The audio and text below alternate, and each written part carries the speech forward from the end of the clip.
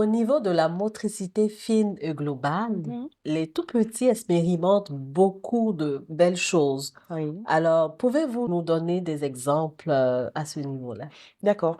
Donc, qu'est-ce que la motricité fine? On va commencer par là. Mhm, C'est quand même, c'est le fait de pouvoir bouger les tout petits muscles, mhm, donc les muscles des doigts mhm, et des pieds, par exemple. Pour les enfants, c'est de gros, gros efforts qu'ils fournissent mhm, pour pouvoir ne serait-ce que joindre le pouce et l'index. Et ça fait partie de leur motricité fine.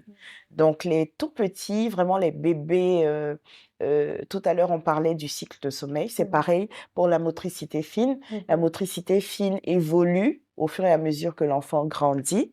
Donc, de 1 à 4 mois, on a une forme de motricité fine qui va s'articuler autour de mouvements précis, fins et minutieux euh, concernant les doigts des enfants. mhm, Voilà, ça va changer après 4 6 mois où les enfants vont commencer pour certains, utiliser, n'est-ce pas, leurs orteils. mhm, Ça aussi, c'est de la motricité fine, mhm, la capacité de pouvoir regarder ses orteils et regarder ses mains, mhm, observer en fait ses mhm, orteils et ses mains. C'est aussi de la motricité fine. mhm, Voilà un peu ce que les enfants font, qui plus tard, les enfants qui partent vers 1 an et mhm, plus, leur motricité fine a eu le temps de se développer, les muscles de leurs doigts, de leurs pieds, ils arrivent à attraper les objets, à attraper les doigts de leurs parents, mhm, à attraper même de petits objets comme des petits des petites boules ou de mhm, petits cubes, mhm, etc. Mais après 1 an,